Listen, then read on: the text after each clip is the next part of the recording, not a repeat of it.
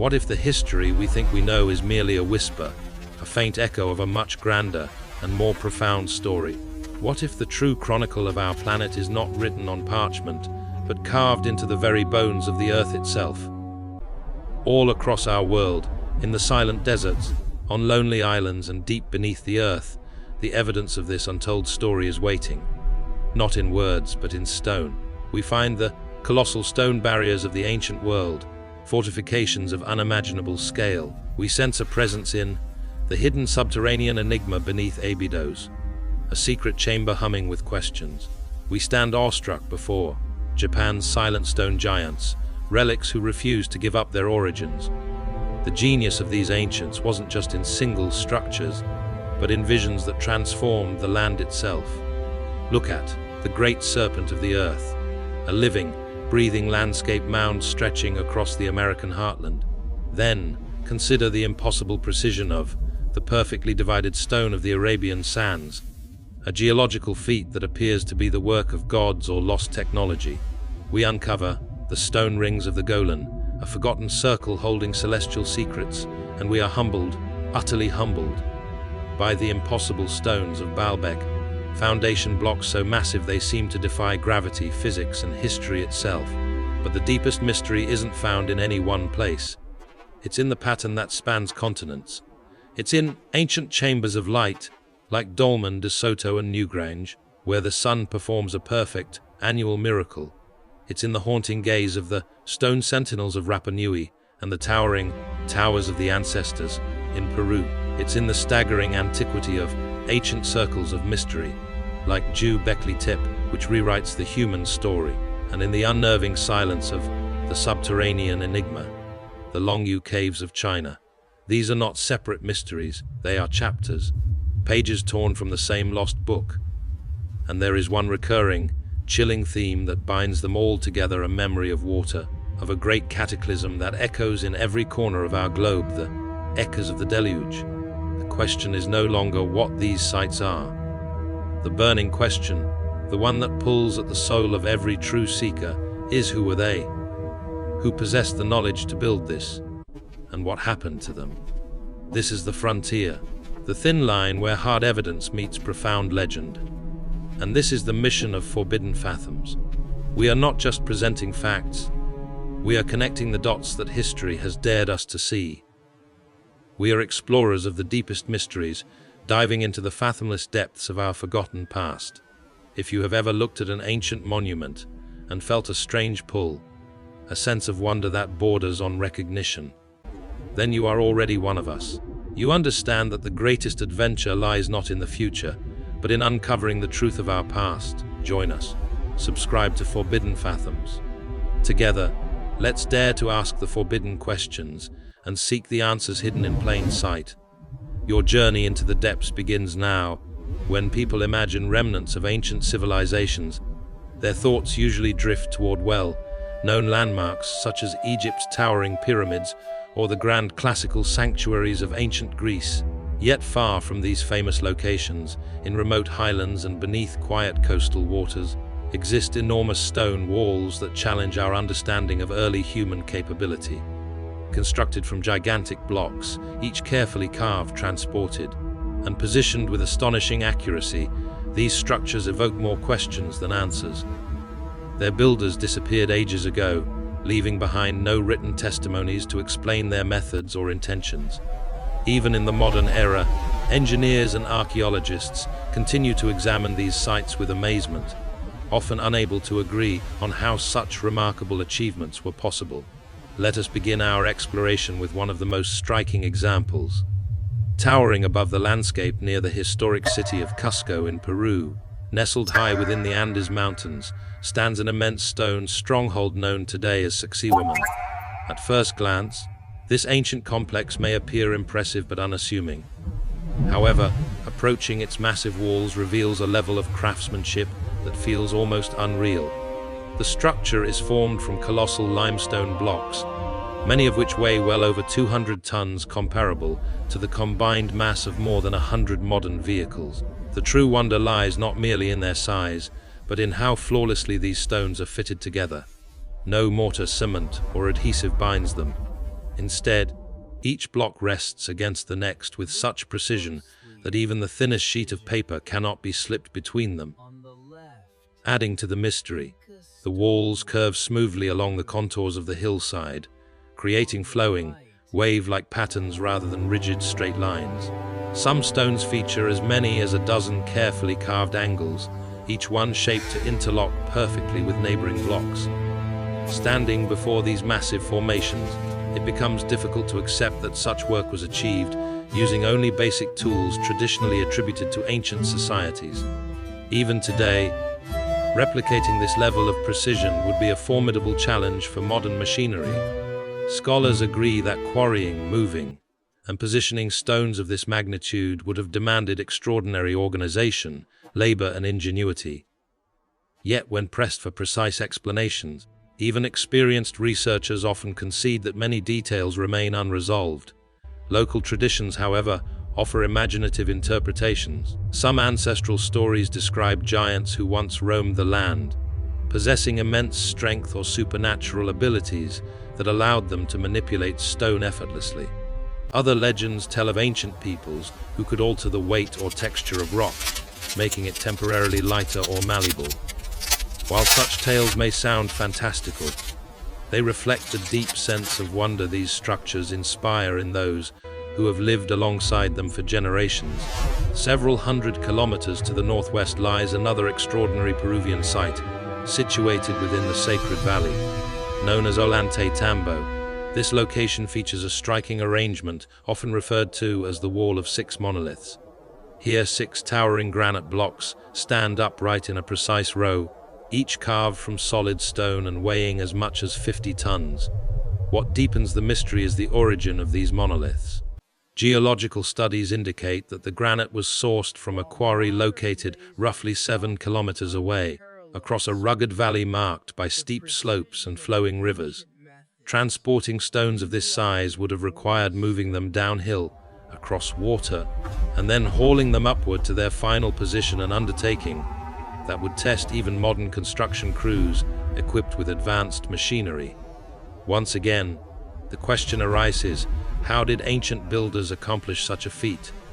According to the oral traditions of the local Quechua people, their ancestors received guidance from enigmatic beings, known as the Viracocha wise figures, who arrived suddenly, taught advanced agricultural and architectural skills, and then vanished just as mysteriously. These stories suggest that the stones were moved using methods lost to time, possibly beyond conventional human capability. The intrigue surrounding massive stone walls is not limited to South America. Across the world, near the Syrian coastline in the Mediterranean Sea, lies the ancient island city of Awad. One of the oldest continuously inhabited settlements known, Awad traces its origins back nearly 4,000 years to Phoenician civilization. Beneath the shallow waters surrounding the island, divers have discovered a partially submerged megalithic wall constructed from enormous limestone blocks, much like the walls in Peru. These stones are tightly fitted together without mortar, displaying remarkable precision. The most striking aspect of this structure is its location beneath several meters of seawater. Its submerged state strongly suggests that sea levels were once significantly lower when the wall was built, pointing toward dramatic environmental changes over time. Some researchers speculate that this may connect to ancient flood events described in myths and legends from cultures around the globe. Interestingly, despite their extensive maritime knowledge, the Phoenicians left little direct documentation explaining this underwater structure. However, local legends preserved on Awad speak of once thriving societies that were abruptly destroyed by catastrophic floods, leaving behind only fragments of their former greatness. Individually, the stone walls of Sacsayhuaman, Ollantaytambo, and Awad are extraordinary. Together, their similarities become impossible to ignore. Each site features massive stones precisely shaped and assembled without binding materials, demonstrating a sophisticated understanding of geometry, physics, and structural engineering. Equally compelling are the stories associated with these sites. Across different continents and cultures, similar narratives emerge, accounts of ancient peoples whose knowledge and abilities far exceeded those of later generations. and who vanish suddenly, often in connection with devastating natural disasters. Another intriguing element lies in the carvings found near many megalithic structures. At Olante Tambo, nearby stones display intricate designs featuring geometric patterns, spirals, and stylized figures. Similar motifs appear at other ancient sites worldwide, including Göbekli Tepe in Turkey. These carvings often depict animals, abstract shapes, and humanoid figures holding objects resembling bags or pouches. While interpretations differ, the recurrence of these symbols across vast distances raises an intriguing possibility that ancient builders shared a common symbolic language or cultural framework. Could these structures represent remnants of a globally connected network of early civilizations, exchanging ideas, symbols, or even technologies long before recorded history? Although definitive proof remains elusive, the parallels in design and symbolism invite serious consideration. Many of these ancient stone sites also exhibit precise astronomical alignments. Stones positioned to mark solstices, equinoxes, or significant stellar events suggest that their builders possessed advanced knowledge of the sky. While such alignments may have served practical purposes, such as tracking seasons for agriculture, the complexity and consistency of these celestial orientations hint at something deeper. They suggest reverence for cosmic cycles and a shared worldview that placed great importance on humanity's relationship with the heavens. What remains undeniable is that these ancient walls, standing silently through countless centuries, offer powerful evidence of the capabilities of their unknown creators. The sheer scale, precision, and durability of these structures challenge the notion that early societies were technologically primitive. Instead, they reveal cultures that were inventive, intelligent, and resourceful in ways we are only beginning to appreciate. As visitors walk among the massive stones of Sacsayhuaman or peer into the waters surrounding Arwad, they encounter tangible remnants of a forgotten mastery of stone, whether built by ancient Peruvians, Phoenician seafarers, or civilizations lost entirely to time. These monumental achievements endure as silent witnesses to humanity's deep and mysterious past, continuing to inspire awe, curiosity, and unanswered questions thousands of years later. Our journey now leads us to Egypt, a land celebrated for its monumental relics and legendary antiquities. While iconic landmarks dominate popular imagination, Egypt also shelters lesser-known sites that are no less astonishing. Quietly concealed behind the Temple of Seti, Abydos rests an underground structure known as the Osirian, a mysterious complex many researchers believe may predate Egypt's earliest dynasties. At first sight, the Osirian feels entirely out of place within the context of traditional Egyptian architecture. Partially buried below ground level, it resembles something unearthed from a forgotten civilization, rather than a feature associated with a well-documented temple complex. Entering the Osirian is like crossing a threshold into a vastly older epoch, one that appears to precede even the construction of the pyramids and the Great Sphinx. The Osirian is composed of enormous granite pillars arranged with mathematical precision around a central platform, forming a balanced and symmetrical chamber. Portions of this structure remain submerged beneath groundwater, adding to its enigmatic atmosphere. Each granite pillar weighs roughly 100 tons and has been shaped and positioned with extraordinary accuracy. Unlike the elaborate carvings, colorful reliefs, and hieroglyphic inscriptions commonly associated with Egyptian temples, the surfaces within the Osirian are strikingly plain. The stone blocks are smooth, unadorned, and austere, emphasizing clean lines, sharp corners, and flawlessly fitted joints.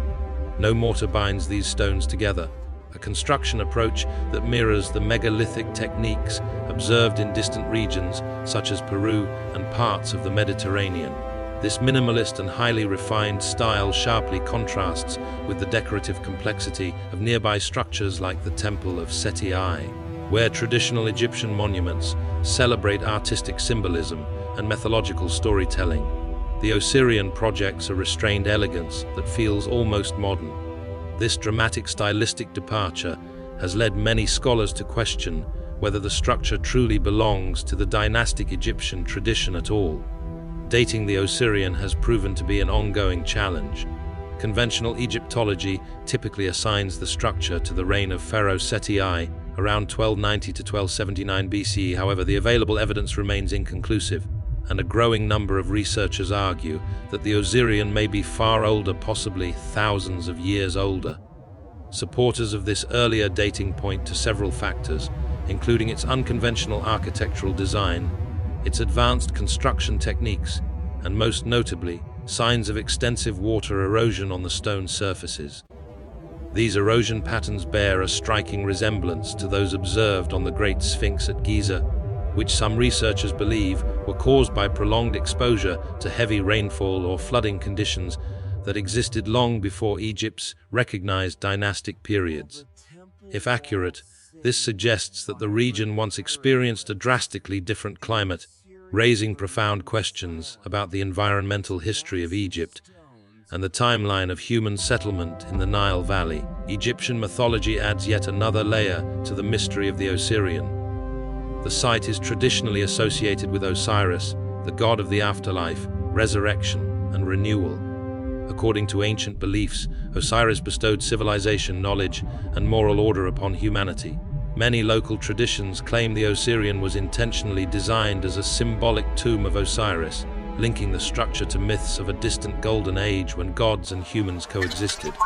Notably, the ancient Egyptians themselves often stated that some of their most sacred sites were not originally built by them.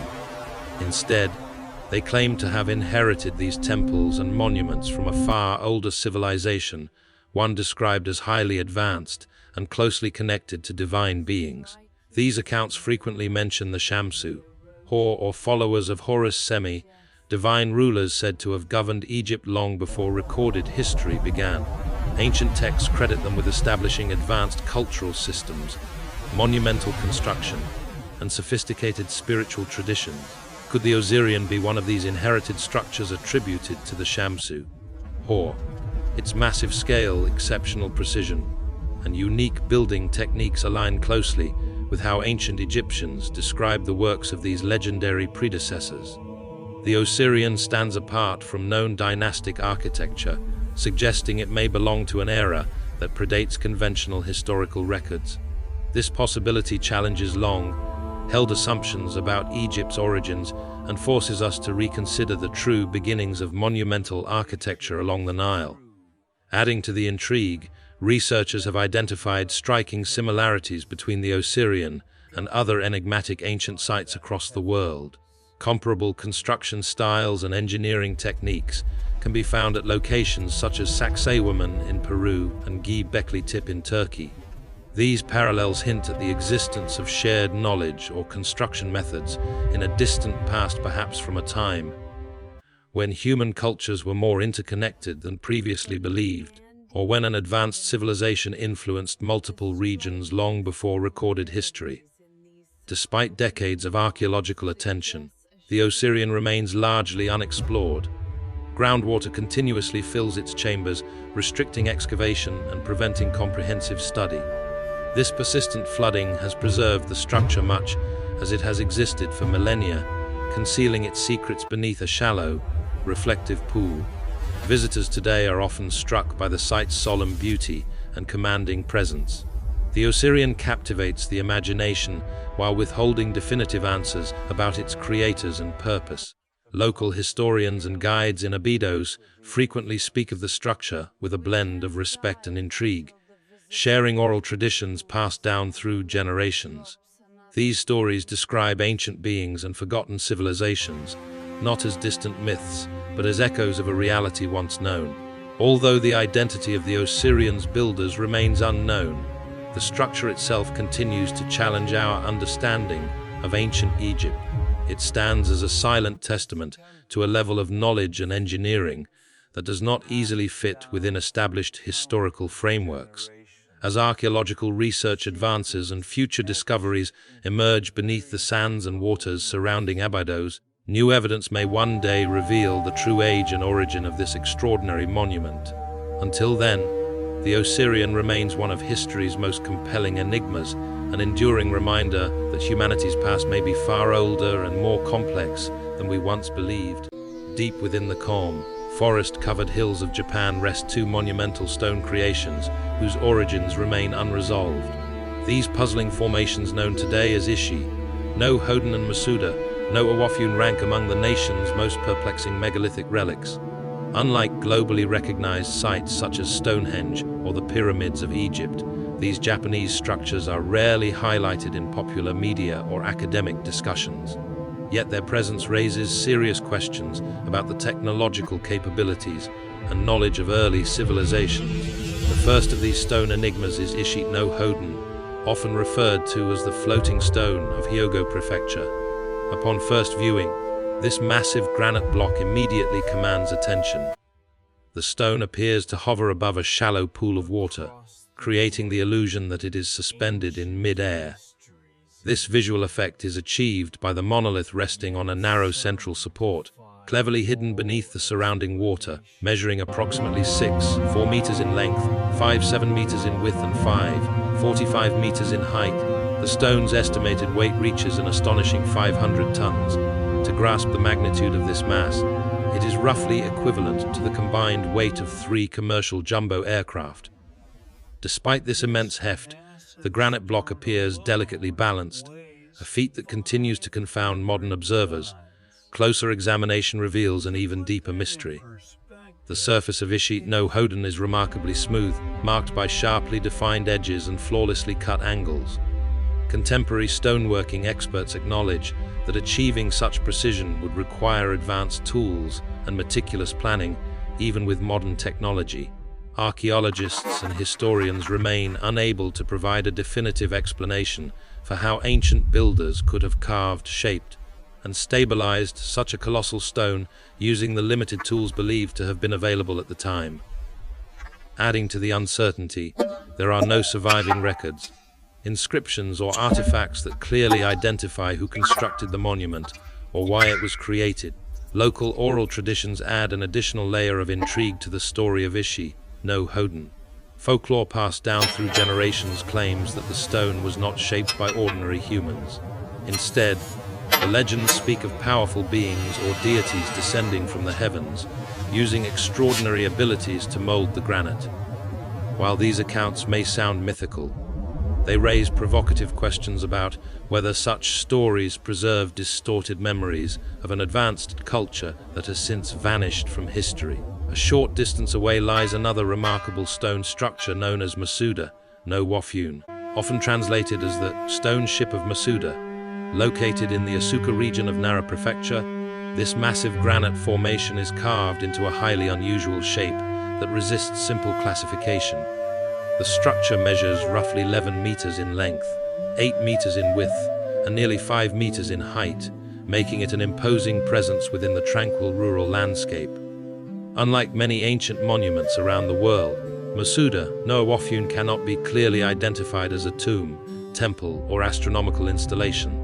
The surface of the stone features carefully executed grooves, symmetrical channels, and rectangular cutouts.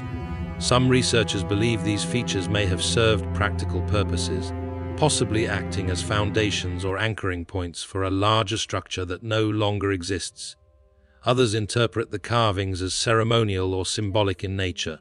However, none of these theories are supported by conclusive archaeological evidence. One of the most perplexing aspects of Masuda no Wafune is the complete absence of stone fragments or carving debris in the surrounding area. Large-scale stone cutting typically leaves behind substantial material waste, yet none has been found here.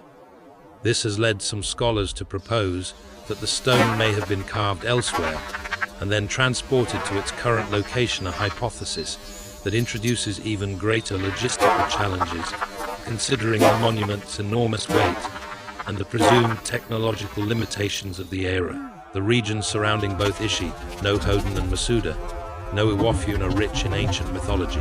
Japanese legends frequently describe advanced beings or powerful civilizations that existed in a distant age, possessing remarkable knowledge and abilities far beyond those of later generations. These stories often speak of enlightened teachers who arrived from across the sea or descended from the sky, bringing wisdom in fields such as architecture, astronomy, agriculture, and healing arts. According to legend, These beings eventually vanished during a catastrophic event, often described as a massive flood or destructive tsunami.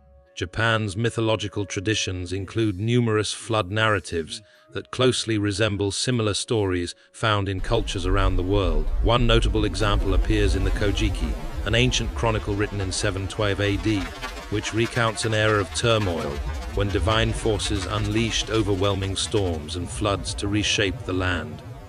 When viewed through the lens of these flood legends, Japan's megalithic monuments take on new significance. The advanced stoneworking techniques evident in Ishi, no Hoden and Masuda, no Wafun raise the possibility that their creators belonged to a sophisticated civilization that was disrupted or erased by a catastrophic natural disaster. This theory aligns with global flood myths and suggests that ancient Japan may once have hosted a culture whose technological achievements were abruptly lost. Supporting this idea is the striking resemblance between these Japanese structures and other unexplained stone monuments found worldwide. From the massive polygonal walls of South America to the enigmatic split rocks scattered across the deserts of Arabia, similar construction styles and precision stone cutting methods appear across vast distances. These parallels hint at a shared ancient understanding of megalithic architecture, an inheritance from a forgotten chapter of human history that continues to challenge modern interpretation. Leaving behind the massive stone constructions of Baalbek, our exploration now crosses the ocean into the vast interior of North America. Here, far removed from the towering pyramids of Egypt and the marble temples of Greece, exist monumental creations every bit as inspiring. These structures, however, were not built from stone blocks, but carefully molded from earth, clay, and soil. These remarkable formations, crafted by ancient North American cultures, are known as earth mounds. Their immense scale, complex forms, and precise celestial alignments continue to impress modern researchers. Despite being shaped from natural ground materials, these monuments rival the world's greatest stone structures in both ambition and sophistication. Among the most extraordinary earthworks ever constructed stands Serpent Mound in southern Ohio. Extending more than 400 meters in length, this enormous effigy winds elegantly along a gently rising ridge. Its form clearly depicts a serpent with its mouth open, appearing to consume an oval-shaped object. This oval has been interpreted in various ways. Some view it as the sun, others as an egg, while many believe it symbolizes renewal, transformation, or rebirth. Regardless of interpretation, the scale and clarity of the design are unmistakable. Created through the careful layering and shaping of soil and clay, Serpent Mound ranks among the largest effigy mounds on Earth. Its precision and craftsmanship demonstrate a deep understanding of landscape manipulation and symbolic design. What makes Serpent Mound particularly remarkable is not only its size or striking appearance, but its deliberate alignment with the heavens. Detailed studies reveal that the curves and angles of the mound correspond precisely with important solar and lunar events. The serpent's head aligns directly with the sunset of the summer solstice, while its winding body corresponds to equinoxes and key lunar positions.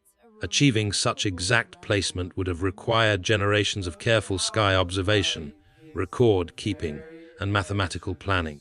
These alignments strongly suggest that the mound's creators possessed advanced astronomical knowledge and intentionally embedded cosmic patterns into the landscape itself. Serpent Mound is not an isolated achievement. Across the Midwest and southeastern regions of North America lie thousands of ancient earth structures. These include geometric formations, raised platforms, burial mounds, and effigies representing animals and mythic beings. One of the most impressive examples is Cahokia, located in present-day Illinois. Over 1,000 years ago, Cahokia was a vast urban center, home to tens of thousands of inhabitants. At its heart rose Monk's Mound, the largest earth-built structure in North America. Standing nearly 30 meters tall and spanning more than 14 acres, Monk's Mound surpasses many modern constructions in scale. The city surrounding it was meticulously planned, with buildings and ceremonial spaces aligned to solar events, reflecting a society deeply attuned to celestial cycles. Another extraordinary example is the Newark earthworks in Ohio, constructed by the Hopewell culture thousands of years ago. Originally covering nearly 4 square miles, this site remains the largest geometric earthwork complex ever built. Its massive circles and octagonal shapes were engineered with astonishing accuracy. These formations align precisely with the Moon's movements, tracking its 18.6-year cycle, a feat that required long-term observation across multiple generations. Such precision demonstrates not only advanced astronomical understanding, but also extraordinary organizational and engineering skills. This raises an important question: how did ancient North American societies acquire such sophisticated understanding of astronomy, mathematics, and large-scale construction? Indigenous oral traditions offer compelling perspectives. Many Native American nations preserve rich stories describing ancient ancestors who possessed deep knowledge of the stars, the land, and spiritual forces. These traditions speak of revered Old Ones, or earlier peoples who passed down sacred teachings, including methods for constructing ceremonial earthworks aligned with celestial events. Tribes such as the Cherokee, Shawnee, and others recount stories of ancestors who shaped the land to honor the sun, moon, and stars, teaching future generations to live in harmony with natural cycles. A recurring theme within these traditions is the idea that the original mound builders eventually disappeared or migrated, leaving behind only their monumental creations. Their knowledge, however, survived through storytelling, ritual practices, and cultural memory. Archaeologists note that these ancient societies left few written records. Instead, their wisdom was preserved orally, embedded in ceremony, song, and tradition. Despite their advanced engineering capabilities, they relied entirely on memory and shared knowledge rather than written language. Today, these ancient earthworks continue to hold immense spiritual and cultural significance for Native American communities. Indigenous groups play vital roles in safeguarding, interpreting, and honoring these sites, recognizing them as sacred connections between ancestors, the living, and future generations. Visitors to Serpent Mound, Kokia, and the Newark earthworks often experience a profound sense of stillness and wonder. Standing atop these grassy formations, one can imagine ancient gatherings observing solstices, equinoxes, and lunar events beneath open skies. While scientists continue to study the calculations and alignments embedded within these structures, the earth mounds of North America stand as enduring expressions of humanity's desire to connect with the cosmos. Unlike stone monuments, these creations were formed directly from the land itself, earth transformed into architecture, symbolism, and memory. The Serpent Mound and its counterparts remain timeless testaments to observation, ingenuity, and spiritual depth. Shaped from soil, enduring through centuries, and still guarding secrets beneath their grassy surfaces, these ancient earthworks continue to whisper stories of a past that has not yet fully revealed itself. Leaving behind the enigmatic stone circles scattered across the Golan Heights, our exploration now moves deep into the scorching deserts of Saudi Arabia. This harsh yet mesmerizing landscape, shaped by endless sun and drifting sand, hides ancient secrets beneath its vast emptiness. Rising from this unforgiving terrain stands one of the most baffling rock formations on Earth, a structure known as Al-Nasla. At first sight, Al-Nasla appears almost unreal, as though it were crafted deliberately by an artist rather than sculpted through natural geological forces. Two enormous sandstone blocks rest side by side, divided by an astonishingly straight vertical separation. The split is so clean and exact that it resembles a cut made by advanced machinery rather than by nature's slow and chaotic processes. Each half of the formation rests gracefully atop a narrow, naturally formed base. These pedestals support the massive stones in a way that creates an illusion of effortless balance, giving the entire structure a refined, almost gravity-defying appearance. The symmetry and elegance of the stones make them appear deliberately positioned, rather than the result of random erosion. What immediately captures the attention of visitors is the incredible accuracy of the division between the two rocks, extending several meters from top to bottom. The fracture line is perfectly straight and sharply defined. Its precision is so striking that many observers struggle to accept that it could have formed through natural means alone. Even experienced geologists, professionals accustomed to studying weathered cliffs, cracked stone, and eroded landscapes often express astonishment at the flawless nature of the split. Over the years, scientists have proposed various explanations rooted in natural geology. Some suggest seismic forces may have created stress fractures that gradually widened into a clean separation. Others point to wind erosion, shifting pressures within rock layers, or changes caused by extreme temperature variations. Another theory proposes that ancient volcanic activity may have heated underground water, weakening specific mineral layers within the sandstone until a precise fracture formed. While each of these ideas offers partial explanations, none fully account for the extraordinary smoothness and symmetry of the split. As a result, uncertainty remains, and with it, room for alternative interpretations. Adding yet another layer of intrigue are the ancient petroglyphs etched into the surface of Al-Nasla. These carvings, believed to be several thousand years old, depict animals, human figures, and abstract symbols. They offer a rare glimpse into the lives and beliefs of early inhabitants of the region. The presence of these carvings raises an unavoidable question. Are they connected in some way to the perfectly divided stone itself? Did the people who carved these images choose this location because of its unusual appearance? Or could they have played a role in shaping or modifying the rock formation? Given the extraordinary accuracy of the split, some researchers have speculated that ancient people with advanced skills or tools may have intentionally created it. This idea challenges traditional historical views, which suggest that societies inhabiting this region thousands of years ago relied solely on basic implements such as stone tools, bronze chisels, hammers, and simple levers. Even with modern equipment, cutting a sandstone block of this size with such precision would be extremely difficult and time-consuming. This raises a provocative question. Could an ancient civilization have possessed methods or technologies far beyond what conventional history currently recognizes? While written records offer no clear answers, local Arabian folklore provides intriguing hints. Stories passed down through generations speak of ancient tribes who possessed remarkable control over stone. According to legend, these people could shape rock effortlessly using mysterious tools or techniques now lost to time.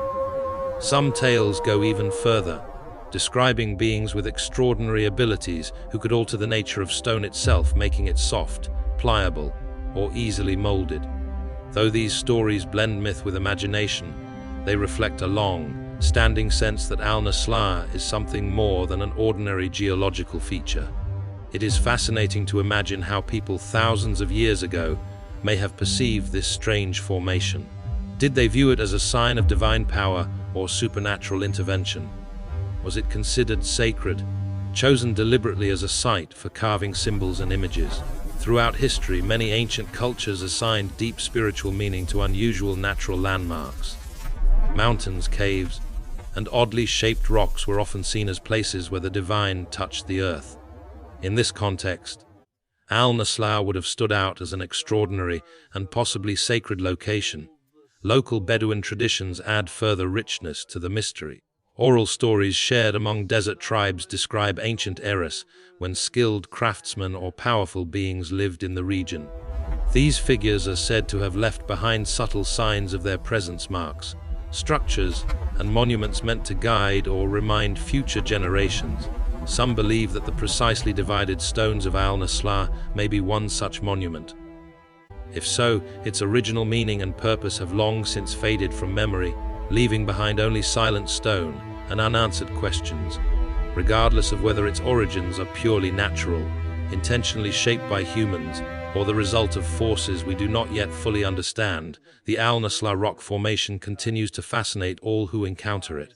Scientists, historians, travelers, and explorers journey into the harsh desert environment to witness this remarkable sight firsthand. Its striking appearance, part sculpture, part geological anomaly, ensures that it remains a powerful subject of speculation and wonder. Perhaps future discoveries or advances in scientific analysis will eventually reveal the true story behind this perfectly divided stone. Until that day arrives, Al-Nasla stands quietly beneath the blazing desert sun, a monumental riddle carved in sandstone, inviting every observer to question its origins, reflect on its purpose, and imagine the hidden stories locked within its flawless, vertical divide. Tucked away within the quiet, windswept plains of the Golan Heights exists an ancient site that remains largely unknown to the wider world. Those who stumble upon it, however, are often left deeply intrigued. This enigmatic location is called Rojam El Hiri, a name derived from Arabic meaning the stone heap of the wild cat. Rising subtly from the barren landscape, this mysterious structure has endured for millennia, watching silently as civilizations came and went.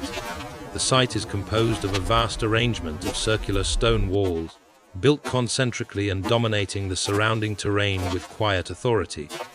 Archaeological studies suggest it was constructed approximately 5,000 years ago during the early Bronze Age, making it older than many of the world's most famous ancient landmarks. At ground level, Rojam El Hiri can appear deceptively simple. To an untrained eye, it may look like little more than scattered piles of dark basalt stones spread across an open field. Yet this perception changes dramatically when viewed from above. From an aerial perspective, the true complexity of the site is revealed. Multiple circular stone rings are arranged with striking precision, nested neatly within one another like ripples expanding outward from a central point. At the heart of the structure lies a stone mound anchoring the entire design. The outermost circle measures an impressive 160 meters in diameter, and the complete complex is estimated to contain more than 42,000 tons of carefully placed volcanic rock. Archaeologists agree that Rojam El Hiri must have held great significance for the people who built it. The sheer scale of the project suggests a highly organized society capable of mobilizing and coordinating large groups over extended periods of time. Yet, despite decades of study, the exact reason for its construction remains unknown. One of the most compelling aspects of the site is its unmistakable connection to the sky. Research has shown that during the summer solstice, the longest day of the year, the rising sun aligns perfectly with the structure's entrance. At dawn, the first rays of sunlight pass directly through the opening and illuminate the central mound. This deliberate alignment strongly indicates that the builders possessed advanced astronomical knowledge and intentionally designed the monument to track seasonal cycles and solar movements. Further intrigue comes from archaeological excavations conducted within the central mound. Researchers uncovered a burial chamber deep inside, dating to a period slightly later than the original construction of the stone circles. This discovery suggests that the site may have been reused or reinterpreted over many generations. Rather than serving a single purpose, Rojam El Hiri may have functioned as a ceremonial center, a ritual gathering place, a seasonal marker, or a sacred site for honoring ancestors. Despite these possibilities, no single explanation fully accounts for all aspects of the monument, leaving scholars with more questions than answers. Local folklore adds another layer of mystery to the story of Rojam El Hiri. Among nearby communities, particularly the Druze people, oral traditions speak of giants who once wandered the land. According to these legends, these massive beings constructed enormous stone monuments with ease, lifting and placing huge rocks with their bare hands, sometimes completing such feats overnight. While such stories may sound exaggerated to modern ears, they echo remarkably similar myths found in cultures across the globe. From tales of giants building Stonehenge in England to legends surrounding megaliths in ancient Armenia, the theme appears again and again. Other regional stories tell of a highly advanced ancient society that once thrived in this area. These people are said to have possessed exceptional knowledge of astronomy, architecture, and sacred geometry. According to legend, their civilization vanished suddenly, leaving behind only monumental stone structures as evidence of their existence. Such narratives offer insight into how ancient and later peoples tried to understand mysterious constructions inherited from forgotten cultures. When explanations were lost, mythology stepped in to preserve meaning. What can be stated with certainty is that the builders of Rojam El Hiri were disciplined, knowledgeable, and capable of executing complex, large-scale projects. Every stone was placed intentionally, and the entire layout reflects careful planning and precise alignment with celestial events. Even today, standing within the concentric rings beneath the open sky, visitors often describe a powerful sense of presence, a feeling of connection between humanity, the land, and the movements of the cosmos. Despite its significance, Rajim El Hiri remains largely absent from mainstream archaeological discussions and popular history. Yet its quiet existence in the Golan Heights continues to inspire fascination among those who encounter it. Whether the site was created by ancient sky watchers, a long-forgotten civilization, or immortalized through legends of giants, this extraordinary stone complex endures as a silent invitation. It asks us to reflect on humanity's distant past, question what we think we know, and acknowledge that some of history's greatest mysteries are still written in stone. Leaving behind the gently sloping countryside of Ireland and the ancient burial monument of Newgrange, our journey now carries us southeast across the European continent and into the dramatic terrain of the Middle East. Here, in modern-day Lebanon, lies a site that has captivated travelers, scholars, and explorers for thousands of years: Baalbek. Situated within the fertile Bekaa Valley, Baalbek is home to some of the most extraordinary stone blocks ever shaped and positioned by human hands. Despite centuries of study and debate, the methods used to create and assemble these colossal stones remain one of archaeology's most enduring mysteries. Approaching the Baalbek complex for the first time is an experience that instantly conveys a sense of insignificance. The sheer scale of the site dwarfs its visitors. Dominating the area are massive Roman-era temples constructed approximately 2,000 years ago, including the Temple of Jupiter, the Temple of Bacchus, and the Temple of Venus. Each of these structures stands as an architectural marvel in its own right, yet beneath these impressive Roman temples lies something even more astonishing: a foundation composed of stone blocks so enormous and precisely arranged that they surpass even the celebrated engineering achievements of Rome. This ancient substructure is known today as the Trilithon. The Trilithon consists of 3 colossal limestone blocks, each weighing an estimated 800 tons. To comprehend this immense mass, consider that a single block weighs roughly the same as 2 fully loaded commercial jumbo jets. These stones were not merely hauled into place and dropped at random. They were meticulously cut, carefully shaped, transported over distance, and fitted together with astonishing accuracy. The joints between these massive stones are so precise that no mortar or binding material was required. Even after thousands of years, it remains impossible to slide a single sheet of paper between them. The precision achieved in their placement continues to astonish modern engineers and stoneworking specialists. As impressive as the Trilithon stones are, Baalbek presents an even greater enigma nearby. Lying in an adjacent quarry is a massive block known as the Stone of the Pregnant Woman. This single stone weighs approximately 1,000 tons, making it one of the largest carved stones ever produced by ancient builders. Simply imagining how this enormous block was intended to be transported, let alone lifted, and positioned into a structure is enough to leave modern engineers perplexed. Even with today's most powerful cranes, transport vehicles, and lifting technology, moving a stone of this magnitude would be extraordinarily difficult. The challenge was not limited to lifting these stones. The quarry from which they were extracted lies nearly a kilometer away from the temple complex. Transporting such massive blocks would have required moving them across uneven ground and gradually uphill terrain. Over the years, historians and archaeologists have proposed numerous explanations. Some suggest elaborate systems involving wooden rollers, thick ropes, earthen ramps, and vast numbers of laborers working in unison. Others argue that these methods are impractical, pointing out the immense friction, structural strain, and logistical difficulties involved. Modern experimental archaeology has attempted to replicate similar techniques using ancient tools.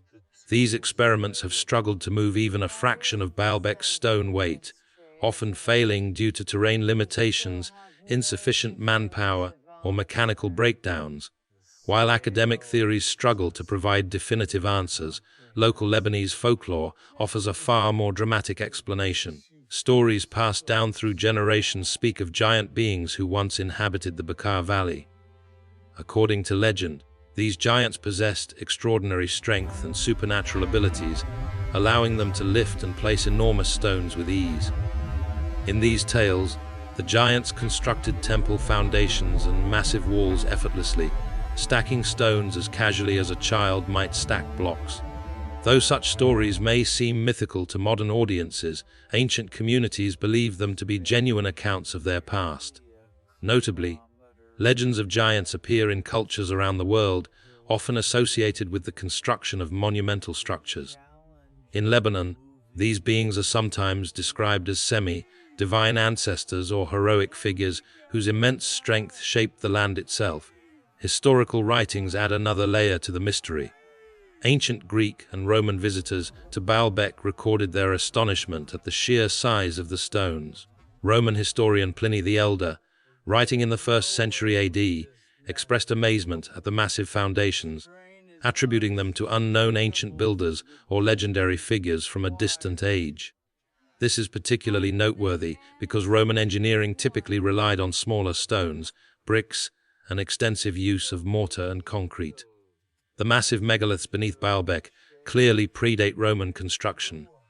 When the Romans arrived, they chose to build atop these ancient foundations, evidently recognizing their strength and stability. Yet, despite their admiration, the Romans left no clear records identifying who originally constructed the enormous stone platform beneath their temples. Modern archaeological consensus tentatively attributes Baalbek's megalithic foundations to earlier Phoenician or Canaanite civilizations, possibly dating back 3,000 to 4,000 years. However, this explanation presents a troubling contradiction, according to existing historical records. These societies possessed relatively simple tools and lacked advanced lifting or transportation technology. If neither the Romans nor earlier documented civilizations had the engineering capabilities to move stones of this scale, then who did? This unanswered question represents one of the most significant gaps in our understanding of ancient construction.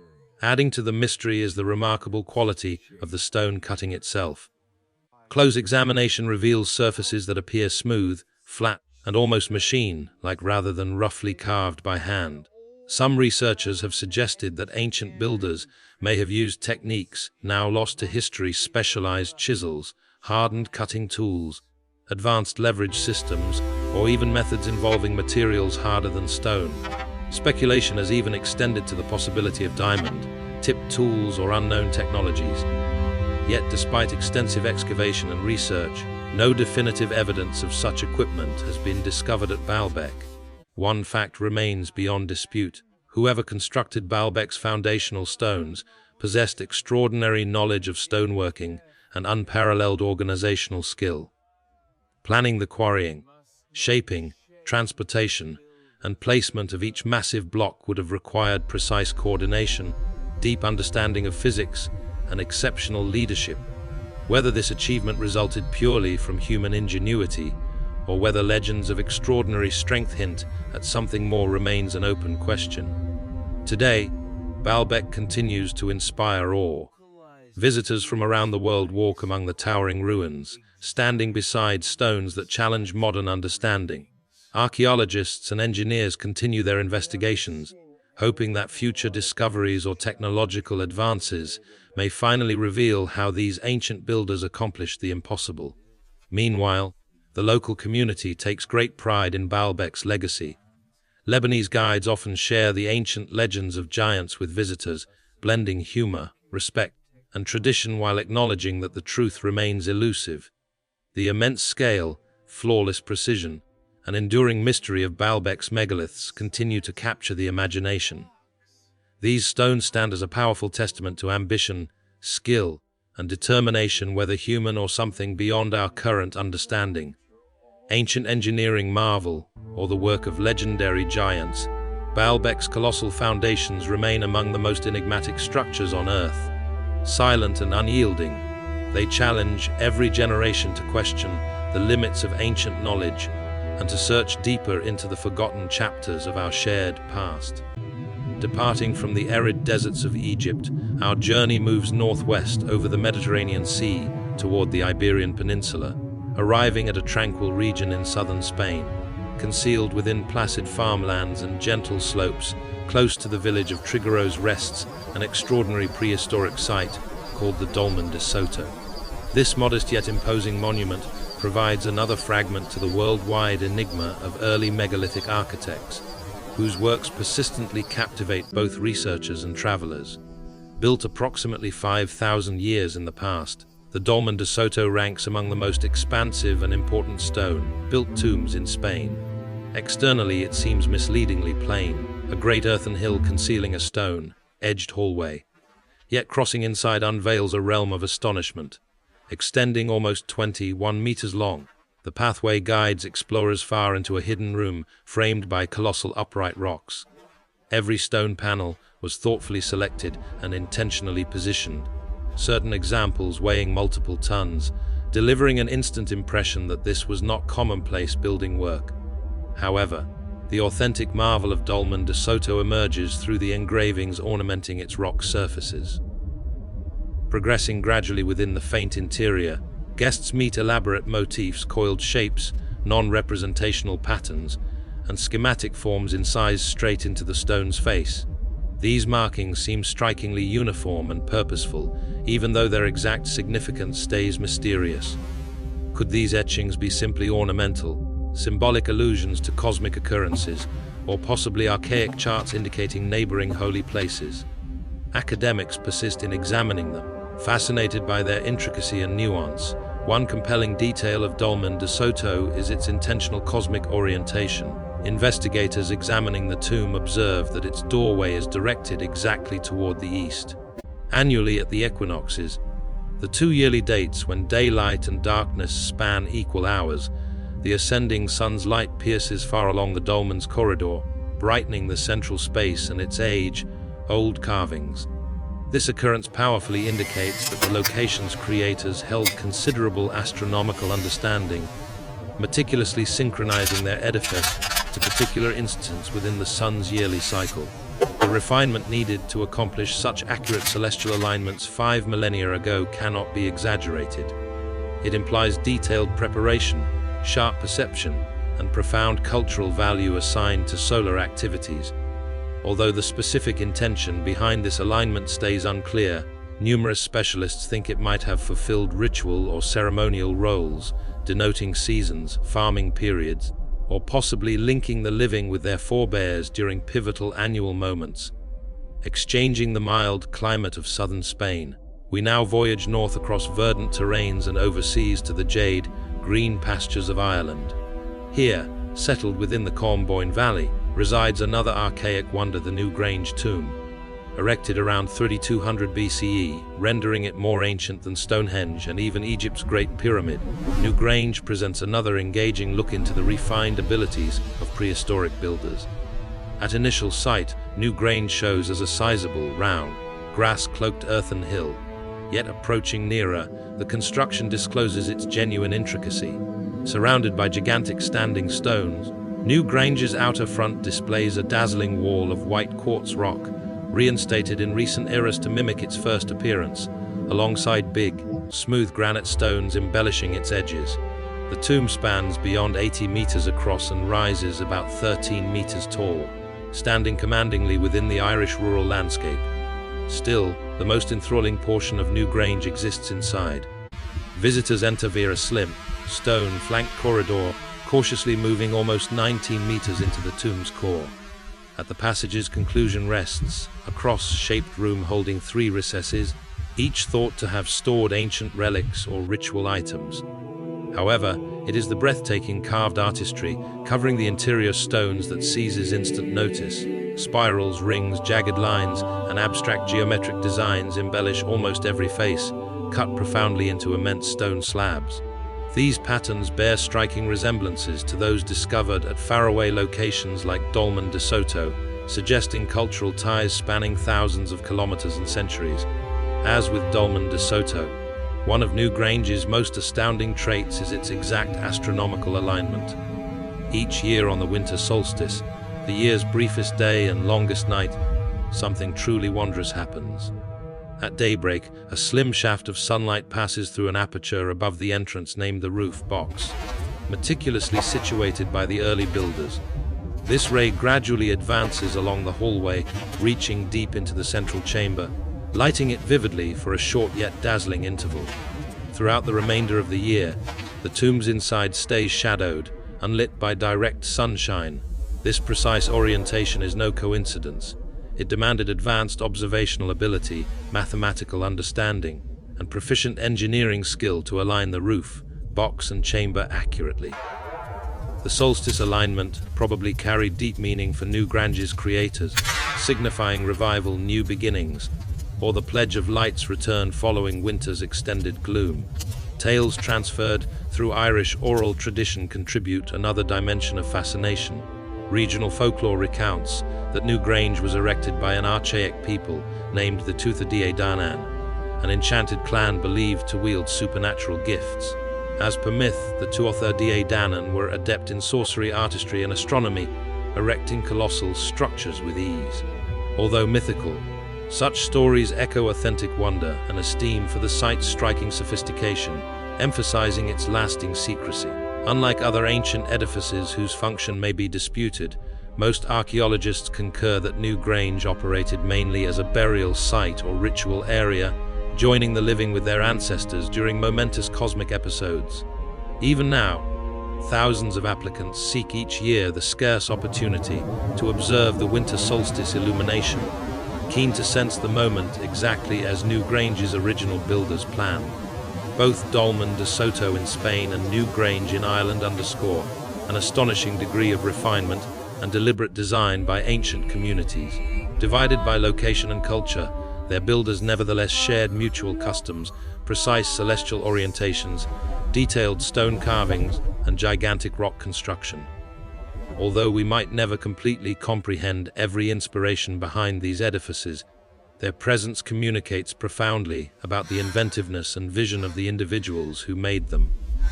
These two exceptional sites, enduring proudly within their settings, still provoke wonder and inquiry today. Whether lit by the equinox dawn in Spain or the winter solstice in Ireland, each construction recalls humanity's profound, age-old captivation with cosmic happenings and our enduring determination to raise lasting monuments that connect the ages. Leaving the obscure recesses of China's Longyu grottos, we voyage great distances over the immense Pacific Ocean, reaching a secluded fragment of volcanic terrain. Easter Island, referred to by its inhabitants as Rapa Nui. This solitary island lies thousands of kilometers from the nearest populated mainland and hosts some of the most recognizable and captivating monuments ever fashioned by humankind. The mysterious Moai statues, scattered across Easter Island's harsh topography, are almost 900 colossal stone figures called Moai, sculpted from dense volcanic stone.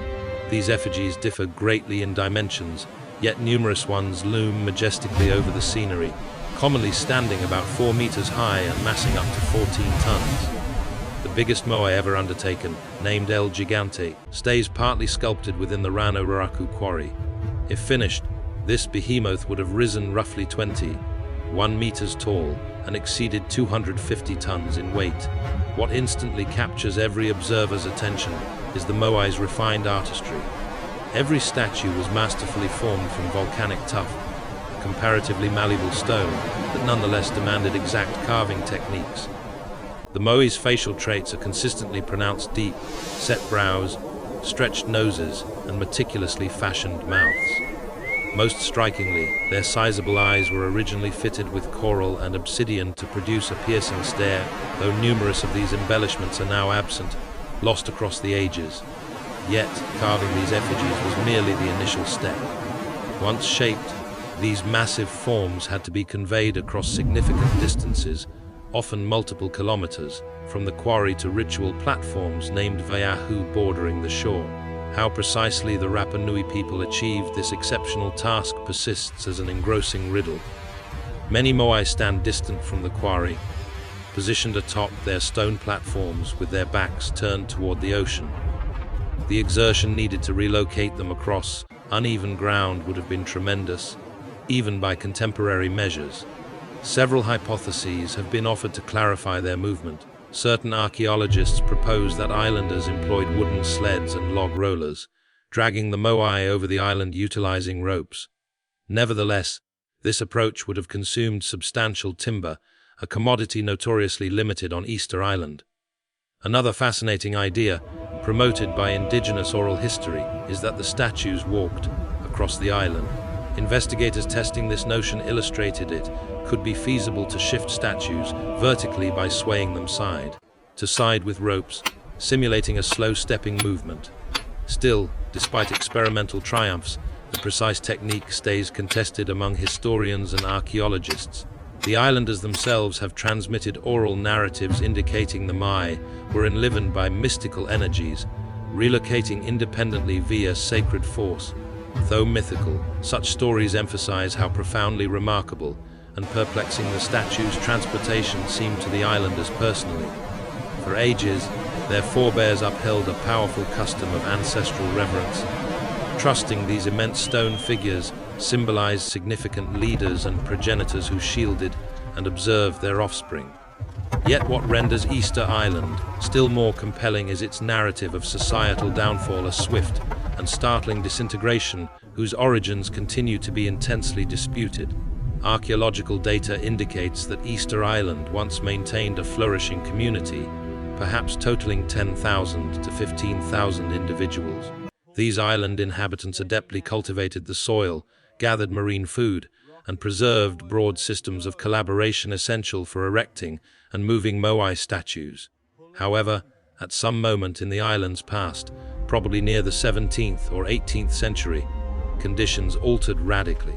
Archaeological strata from this era disclose signs of warfare, diminishing provisions, and the sudden cessation of moai production. Considerable quantities of incomplete statues remain deserted in quarries, as if their makers vanished abruptly or merely surrendered. The island's populace dropped sharply, and a once structured, successful society splintered into lesser, battling factions. Many analysts ascribe this abrupt collapse to ecological pressure, especially overexploitation of resources, notably the island's finite trees, which were crucial for both transport and farming. As tree clearance accelerated, soil degradation and reduced crop outputs likely intensified. Islanders would have encountered growing challenges in maintaining their way of life and their enormous construction endeavors. Still, some academics conjecture that environmental factors alone might not entirely account for the magnitude and rapidity of the collapse. More recently, geological investigations have uncovered another interesting potential. Scholars examining sediment layers found clues implying Easter Island endured phases of severe climatic hardship, droughts, tempests, or even possibly tsunamis initiated by far-off seismic events. Such natural calamities, striking swiftly and fiercely, could have shattered island society drastically, quickening its deterioration. Fascinatingly, local myths recount past cataclysmic episodes, including enormous waves that ruined seaside settlements, strengthening the chance that Easter Island's culture may have endured one or several sudden disasters. These legends remain fixed in Rapa Nui oral tradition, echoing through centuries as clear testaments to their ancestors' susceptibility to mighty natural powers. Presently, travelers who stroll amidst the silent lines of moai cannot avoid feeling a deep linkage to an archaic civilization that once prospered on this isolated island. Numerous statues still stare solemnly toward the interior, perhaps protecting mysteries of how they were sculpted and relocated, and what finally brought about their creators' vanishing. Leaving behind the verdant mounds of North America, we now travel back toward the southern hemisphere, venturing deep into the formidable heights of the Peruvian highlands. Here, gazing over the cool, azure expanse of Lake Umayo near the city of Puno, rests one of South America's most perplexing ancient locations, Silistani. Renowned for its dramatic stone structures, called locally chulpas, this enigmatic site silently demands contemplation. Rising above the windswept terrain, the chulpas are imposing cylindrical towers constructed from enormous, finely worked stones. Certain examples reach almost 12 meters in height, meticulously formed and joined into exact circular edifices. As you draw near, It soon grows apparent these are not common ruins. The workmanship is astounding. The stones, flawlessly even and skillfully contoured, interlock seamlessly without binding material, reminiscent of other mysterious prehistoric places such as Sacsayhuaman or Ollantaytambo. Indeed, the exactness at Silistani matches that of the most refined archaic stonework discovered globally. Yet, these exceptional towers were not merely monuments or ritual markers. Archaeologists theorize they initially functioned as burial chambers for esteemed community elders or spiritual figures. Inside, many's chulpas held mummified remains attentively swathed and arranged in a curled posture, encircled by grave goods like ceramics, nourishment, and valuable objects for their passage into the next world. But the compelling query endures. Why were these sepulchral towers erected with such exceptional precision and devotion? One especially notable feature of the Silistani chulpas is their uncommon building method. Dissimilar to other constructions made from plainly piled rock, the chulpas integrate massive, carefully carved blocks set at gentle inward slopes. This intentional inward narrowing granted the towers phenomenal steadiness, aiding their endurance through ages of seismic activity and severe climate, a testament to their creators' advanced grasp of structural principles. Indigenous oral histories contribute a fascinating dimension to Silistani's narrative. As per age-old lore transmitted across generations in this area, these impressive stone towers were not built exclusively by common humans. Instead, the stories describe vividly archaic giants known as the Gentiles, a potent, sophisticated society that once dwelled in the highlands. These entities, portrayed as taller, mightier, and more enlightened than the ordinary populace of the era, are said to have assembled these towers with simplicity and speed, hoisting weighty rocks into position without strain. Accounts of giants frequently inspire skepticism in modern times. Yet, it is intriguing how pervasive these reports seem within local spoken traditions. The notion of an earlier, more progressed population that disappeared suddenly, abandoning their creations, resonates powerfully throughout Andean cultures. Many native communities in Peru, including the Quechua and Aymara peoples, recount comparable tales of forebears possessing phenomenal abilities, whose civilizations faded abruptly following cataclysmic episodes often described as immense deluges or other natural catastrophes. Interestingly, archaeological investigation around Lake Umayo yields corroborative hints that severe flooding indeed impacted the region in the remote past. Geological proof indicates major water level variations millennia ago, suggesting intervals when the ancient lakeshore may have surged unexpectedly, engulfing whole villages. Could such an occurrence have eradicated or displaced these adept builders, leaving behind solely their cryptic stone towers as evidence of their presence? Beyond flood lore and local myths, the chulpas themselves persistently enthrall archaeologists and historians. Examinations of their interior design uncover refined methods for air circulation and water removal, preserving conditions inside the towers perfectly suited for conserving human remains, a definite sign of purposeful, considered construction techniques. The capacity of these edifices to stay mostly upright through innumerable earthquakes and centuries of severe high-altitude conditions further underscores the phenomenal talents of their makers. Today, guests at Silistani meander among these soaring stone forms, absorbing their mysterious presence and pondering the lost civilization that fashioned them.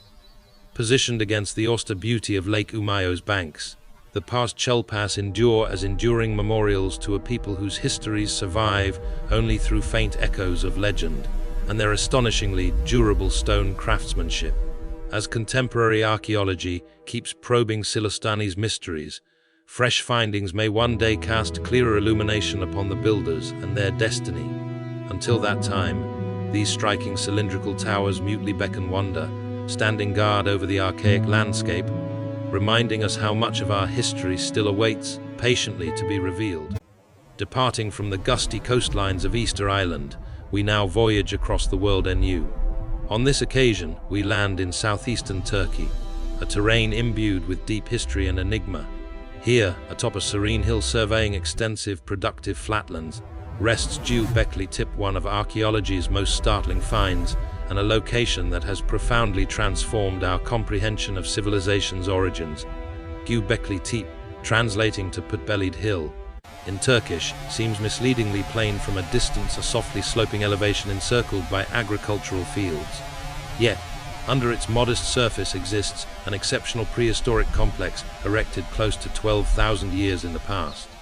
To contextualize this age, Göbekli Tepe precedes Stonehenge by roughly 7 millennia and Egypt's Great Pyramid by over 6,000 years. When initially revealed by archaeologists, it appeared almost too incredible to be real. Excavations have exposed several sizable circular spaces built from gigantic limestone pillars. Many of these supports are fashioned like enormous T-shaped columns, some attaining nearly 6 meters tall and weighing up to 20 tons each. What is instantly remarkable is not solely their scale, but the exceptional intricacy etched into these stones. Elaborate depictions of creatures such as foxes, vultures, serpents, and lions ornament these pillars, executed with artistic exactness far exceeding what scholars earlier deemed achievable in such a remote epoch. One captivating pillar at Göbekli Tepe even portrays a stylized humanoid clutching a small, pouch-like item, a cryptic emblem that intriguingly emerges in carvings globally, from archaic locations in Mesopotamia to rock engravings discovered within the remnants of Central American civilizations. The repeating depiction of this handbag motif across far-flung ancient societies has fascinated investigators and ignited discussions about possible worldwide cultural links. Were these signs merely accidental, or might prehistoric populations across separate continents have exchanged concepts or symbolism, perhaps via long-vanished channels of interaction? The puzzle intensifies when inspecting the building techniques at Göbekli Tepe. Its creators not only carved and moved massive stone pillars, but also set them vertically inside meticulously engineered constructions. Forming these enclosures demanded intricate preparation and substantial communal effort, implying degrees of coordination and collaboration formerly considered unattainable for hunter-gatherer communities of that era. Furthermore, archaeologists have detected no proof that Göbekli Tepe functioned as a residence or domestic locale. There are no indicators of prolonged settlement, hearths for cooking, or ordinary daily implements. Instead, analysts propose it was a ritual hub, potentially the world's earliest identified temple, a meeting spot where individuals from diverse zones congregated periodically, perhaps to engage in rites, festivities, or collective assemblies connected to natural cycles. Fascinatingly, after centuries of utilization, Göbekli Tepe was purposefully interred beneath strata of soil and debris around 8000 BCE, a deliberate deed that conserved it extraordinarily well. Why ancient individuals elected to meticulously bury the site stays unclear. Some academics conjecture it constituted a purposeful endeavor to safeguard the location, or maybe denote the conclusion of a major cultural phase. Göbekli Tepe is not an isolated occurrence. Modern findings in the identical Turkish region have revealed other equally captivating sites like Karahantepe and Naval-e each mirroring Göbekli Tepe's architectural manner and symbolic engravings. Karahantepe, situated about 35 kilometers east, displays comparably impressive T-shaped pillars and circular enclosures, strongly indicating these places belong to a wider cultural movement or network extending across the territory. Naval-e, uncovered somewhat earlier yet now submerged owing to a dam project, also disclosed detailed carvings and large pillars closely resembling Göbekli Tepe style. These associated locales offer persuasive evidence that the inhabitants of this area shared mutual spiritual or cultural customs, dispersing knowledge, concepts, and symbols across considerable spans. Strengthening this concept of archaic interconnection is the persistent reappearance of specific symbolic depictions across many remote sites worldwide. For example, the snake, highlighted at Göbekli Tepe, recurs frequently in ancient symbolism, globally from North America's Serpent Mound to sanctuaries throughout Southeast Asia. Birds, particularly vultures and eagles carved with analogous stylistic features, regularly appear at Göbekli Tepe, just as they do in Mesoamerican and Near Eastern art, suggesting shared symbolic links with the heavens or metaphysical domains. These recurrent motifs indicate the engaging likelihood of a mutual prehistoric symbolism, a cultural lexicon spanning continents. While direct interaction between ancient societies, separated by huge oceans and landmasses, appears improbable to conventional historians, the arresting parallels in imagery stay perplexing. Certain investigators speculate that mutual symbolism might stem from common experiences like observing cosmic events or natural occurrences leading separate cultures to autonomously formulate similar iconography. Yet, precise astronomical alignments at tip introduce further intricacy. Researchers have ascertained that specific constructions at Göbekli Tepe align closely with particular star constellations, implying advanced celestial observation by its builders. Such awareness indicates not merely casual sky gazing but attentive monitoring and recording of heavenly motions over lengthy durations, bolstering the notion that these prehistoric peoples held a refined comprehension of the natural world surrounding them. Nowadays, visitors exploring Göbekli Tepe stroll amid these ancient pillars, awed by their magnitude, craftsmanship, and cryptic symbolism. Continuing digs persistently uncover new structures and carvings, steadily enlarging our grasp of this captivating site. Still, numerous fundamental questions persist unresolved. Who exactly erected Göbekli Tepe and its sibling sites like Karahantepe and Nevala Ori? What rites or ceremonies occurred inside these stone enclosures? And why were they eventually deserted and buried so attentively? Regional traditions in this part of Turkey supply some enticing clues. They speak of archaic forebears who possessed remarkable insight and abilities, people who instructed their offspring in astronomy, farming, and spiritual customs, then vanished mysteriously, leaving solely enigmatic monuments behind. Such narratives, though mythical in essence, resonate with comparable legends from different cultures worldwide, all alluding to a lost golden age when advanced knowledge and skills were widespread. We now journey vast distances across the Pacific Ocean, arriving in the verdant and historic terrain of eastern China. Concealed under the tranquil rural landscape of Zhejiang province, near the settlement of Longyu, exists a sequence of astounding underground rooms that stayed unknown until the modern era. These remarkable subterranean halls, now identified as the Longyu Caves, constitute one of China's most profound archaeological riddles, both due to their colossal size and because no historical documents reference their construction. The Longyu Caves were fortuitously revealed in 1992 by nearby farmers who pumped out what they assumed were natural pools. Envision their astonishment when they discovered not ponds, but huge, elaborately carved chambers concealed directly below the ground. From that first finding, a minimum of 24 caves have been located, each one painstakingly quarried from solid siltstone. Yet, even today, the precise count of these underground spaces stays undetermined, as investigators suspect there could be additional ones awaiting discovery. Entering the caves for an initial visit is breathtaking. Every chamber is enormous, some comparable to a cathedral in scale, and showcases massive ceilings upheld by giant stone columns, all hewn straight from the living rock.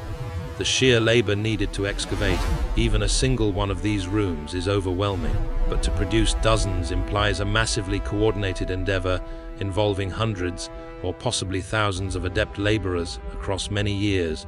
The cave's walls and ceilings exhibit exact and intentional designs marked by consistent parallel chisel marks, evenly distributed and meticulously formed. Such detailed tooling indicates a degree of craftsmanship and planning seldom observed in ancient underground digs. Yet, remarkably, no archaeological finds have illuminated how or why the caves were made. No implements, ceramics objects, or even human bones have been unearthed that might offer clear hints about their makers. One of the most captivating features of the Longyu Caves is their acoustic property. Guests frequently observe how sound vibrates distinctly inside these halls, generating flawless echoes that travel smoothly across the vast interiors. This acoustic exactness implies that sound may have played a deliberate part in the cave's original function. Could these caves have fulfilled ceremonial or ritual purposes where incantations, music, or oration echoed purposefully through their spaces? Contributing another dimension of fascination are the artistic engravings discovered throughout the caves. Detailed reliefs, symbols, and abstract patterns adorn various walls, pillars, and ceilings. These artistic carvings do not match typical Chinese designs recognized from other archaeological locations. Instead, they display distinctive geometric and abstract forms blending spirals, wave patterns, and angular shapes, possibly representing ideas or narratives unknown to contemporary scholars. The meticulous precision of these engravings suggests they were significant, not simply ornamental, pointing to a deeper symbolic meaning, perhaps connected to spiritual beliefs or cultural values.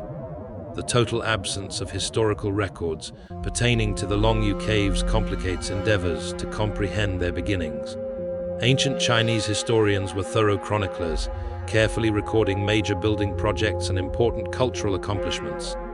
Yet, surprisingly, no known Chinese papers, inscriptions, or texts mention these extraordinary caves or their creators. This lack of documentation has ignited considerable interest among archaeologists, historians, and visitors alike, leaving experts to conjecture why such a monumental achievement stayed entirely unrecorded. The scale and refinement of the Longyu Caves lead some researchers to propose they might belong to a much older epoch than formerly supposed. Geological assessments suggest the caves could be approximately 2,000 years old, potentially positioning their creation within China's Qun or Han dynasties, eras noted for substantial technological progress. However, even these periods left behind extensive historical records, which again prompts the question, if built during these well-documented times, why were they completely excluded from history? Local oral traditions provide intriguing suggestions, though few solid answers. Customary stories among villagers talk vaguely of ancient peoples or mythical forebears who constructed great underground refuges or shelters during times of peril. Yet these accounts remain incomplete and ambiguous, never fully clarifying who these builders were or exactly why the caves were needed. Another puzzling feature of the caves is the complete absence of soot deposits on the walls and ceilings. Had ancient laborers employed torches or lamps to light their work, as would be anticipated, evidence of soot and smoke should remain detectable. Yet none have ever been found, deepening the enigma of exactly how these vast, dark chambers were illuminated during construction. Did their builders possess access to unfamiliar forms of lighting or specialized techniques, enabling them to carve in darkness? The Longyu Caves today have grown into popular attractions, enthralling visitors from across the globe. Those who descend into their vast interiors cannot help but admire the careful artistry, the remarkable sound properties, and the mysterious artistic symbols decorating their walls. Yet, despite decades of study and exploration, the caves persistently protect their secrets. Archaeologists, geologists, and historians routinely visit the site, utilizing modern technology like laser scanning and ground, penetrating radar in hopes of revealing further clues. For the present, the Longyu Caves endure as one of the great unresolved mysteries of ancient China. Their discovery contests established historical accounts, emphasizing voids in our comprehension of early civilizations' capabilities. Until conclusive proof surfaces, visitors and researchers alike are left merely to ponder the vanished builders who silently carved these impressive underground chambers, bequeathing an architectural wonder that continues to amaze everyone who steps inside. Having explored the age-old riddles of Göbekli Tepe and its related sites, it grows ever more apparent that our world safeguards innumerable tales from lost societies. As we have traveled across continents, encountering immense stone rings, exact celestial alignments, refined carvings, and astounding edifices, a query instinctively emerges. Might these monuments be proof of sophisticated cultures erased from memory, perhaps interrupted or eradicated by devastating deluges millennia ago? To more fully grasp this compelling notion, let us shortly examine the geological and climatic shifts that swept over the Earth between approximately 10,000 and 5,000 BCE. Within this era, our planet experienced drastic changes, moving out of the final glacial period. As massive ice caps dissolved and receded, ocean heights climbed swiftly, at times inundating enormous coastal areas almost instantaneously. Scientific study reveals that worldwide sea levels ascended by over 120 meters, sufficient to remodel land masses, drown whole territories, and irrevocably change human civilization, this swift and substantial increase in sea level was not slow or slight. Instead, experts now comprehend it happened through a sequence of violent episodes, occasionally provoking large-scale flooding within mere generations. Shorelines that were once lively inhabited zones, abundant in resources and perfect for farming and habitation, disappeared under rising waters, driving complete populations toward the interior. Could these abrupt inundations clarify why so many archaic cultures globally depict calamitous water events in their myths and lore? Fascinatingly, submerged archaeological finds have supplied direct evidence bolstering these concepts. Under the seas off Japan's Yonaguni Island, divers have located formations resembling human-made structures hinting at an ancient drowned community or ritual location. Likewise, remnants discovered underwater near India's coastline, such as those at Dwarka, point to advanced architecture existing long before documented history. These subaquatic constructions support the hypothesis that climbing seas flooded sizable populated regions, areas possibly hosting progressive societies whose chronicles now rest beneath the waves. The idea of an ancient civilization spanning continents and oceans may seem extreme, yet it is valuable to ponder the many architectural and symbolic parallels noted among far-flung prehistoric sites. The persistent existence of intricate astronomical orientations, sophisticated building methods, and recurring symbolic themes like spirals, animal depictions, and the enigmatic handbag carvings found everywhere from Göbekli Tepe to ancient Central America implies shared cultural concepts potentially originating from a single archaic source or widespread cultural interaction. Alternative investigators occasionally hypothesize about an ancient worldwide civilization, a culture that attained a zenith of progress before being suddenly halted or ruined by catastrophic environmental shifts. Such theories, often promoted by writers and researchers outside conventional academia, contend that fragments of this civilization influenced later societies, leaving behind dispersed knowledge, symbolism, and architecture across the globe. While mainstream archaeology stays prudent regarding this global civilization theory, recent revelations persistently test traditional thought. Progress in underwater archaeology, satellite imagery, and geological examination is progressively uncovering formerly unknown ancient locations, many submerged under modern sea levels or concealed under thick plant life and sediment.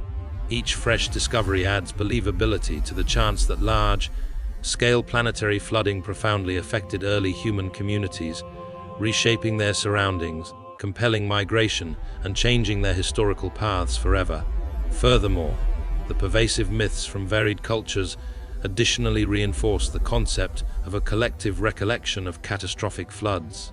From Mesopotamia's Epic of Gilgamesh and the biblical narrative of Noah's flood to native traditions in Australia, China, and North America, nearly every ancient society vividly recalled a ruinous water catastrophe.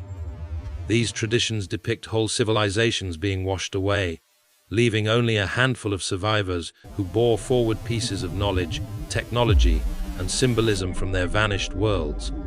Could these scattered legends actually chronicle historical occurrences? Could ancient narrators have preserved genuine memories of environmental cataclysms that obliterated entire societies, redirected humanity's path, and left only stone monuments behind? While definitive proof stays evasive, the pattern of global myths aligns compellingly with scientific evidence of dramatic flooding events at the Ice Age's conclusion. Ultimately, what we truly know without doubt is that ancient civilizations held exceptional abilities, astounding knowledge of astronomy, engineering, and artistic expression. Locations like Göbekli Tepe, the Moai statues of Easter Island, the megalithic walls of Sacsayhuaman, and the sunken ruins off coasts worldwide disclose an undeniable human talent for creativity, invention, and endurance when confronting environmental trials. Perhaps the greatest worth in examining theories of lost civilizations and global deluges is not to conclusively verify or refute these ideas, but instead to stay receptive to new revelations, to challenge presuppositions, and to welcome the mysteries still concealed within our collective past. Our history is immensely more intricate, interconnected, and captivating than we have conventionally conceived. The stories we have revealed on this voyage across continents and cultures invite continued wonder and investigation, reminding us how much yet lies undiscovered beneath our oceans, sands, forests, and the veil of time itself. Thank you for joining this exploration with Forbidden Fathoms. We are eager to hear your perspectives. Which site captivated you the most? Do you think global flooding genuinely reshaped ancient civilizations, or does another explanation seem more fitting? Share your thoughts in the comments below. And as always, remember to like this video, subscribe to our channel, and enable notifications for more journeys into history's greatest enigmas. Until our next adventure into the unknown, stay safe and sound.